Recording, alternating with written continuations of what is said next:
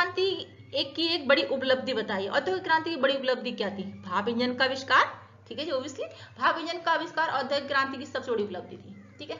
तो औद्योगिक क्रांति की सबसे बड़ी उपलब्धि क्या थी? वैकल्पिक मतलब इस तरह से ऑप्शन में आ जाए लिख सकते हैं, नो प्रॉब्लम, भाप इंजन का आविष्कार थी, ठीक है। नेक्स्ट देखते हैं, साम्राज्यवाद से आप क्या समझते हैं? ये क्वेश्चन मैंने डिटेल में करा चुकी हूं कि साम्राज्यवाद से आप क्या समझते हैं।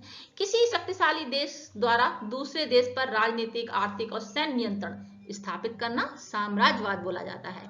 एमसीक्यूज में आगे कर लेंगे, ठीक है। दूसरे देश पर नियंत्रण स्थापित करना साम्राज्यवाद कहलाता है।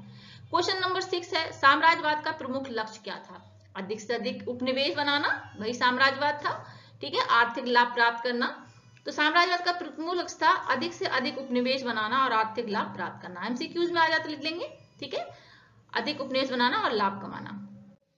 क्वेश्चन नंबर 7, साम्राज्यवादी देश और उपनिवेश देश में क्या अंतर है? साम्राज्यवादी देश कौन हो गया और उपनिवेश कौन हो गए, ठीक है। जैसे कि आप अपने ही देश का उदाहरण ले लीजिए, ठीक है। ब्रिटेन क्या हो गया? साम्राज्यवादी देश हो गया। भारत क्या हो गया? उपनिवेश हो गया, ठीक है। तो साम्राज्यवादी देश, जो देश कमजोर देश पर अधिकार जमाता है, साम्राज्यवादी देश बोला जाता है। उपनिवेश देश कौन सा हो गया? जिस पर किसी दूसरे देश का शासन होता है, वो उपनिवेश हो गया, ठीक है। तो एमसीक्यू में आएगा तो लिख लेंगे उपनिवेश, साम्राज्यवादी देश उपनिवेश देश पर शासन करता है, इसको टिक लगाएंगे, ठीक है जी। क्वेश्चन नंबर 8, साम्राज्यवाद की मुख्य विशेषताएं क्या थी?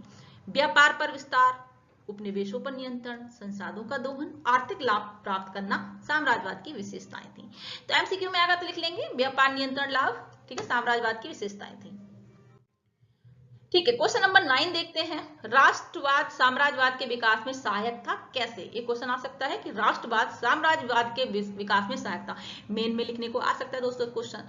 तो राष्ट्रवादी भावना क्या थी? राष्ट्रवादी भावना थी अपने देश के प्रति गहरी निष्ठा, वो राष्ट्रवादी भावना होती है। ओब्वियसली हम सब देशवासियों के मन में अपने भारत के लिए राष्ट्रवादी भावना है, ठीक है। देखिए, राष्ट्रवादी भावनाओं ने देशों को अधिक से अधिक क्षेत्र जीतने के लिए प्रेरित किया।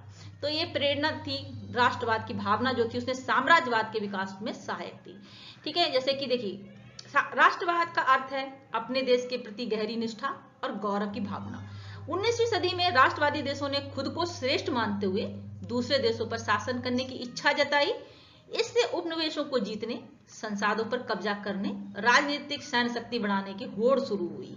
इस प्रतिस्पर्धा ने साम्राज्यवाद को जन्म दिया, लिख सकते हैं, मेन में आ जाएगा तो, ठीक है, ठीक है जी।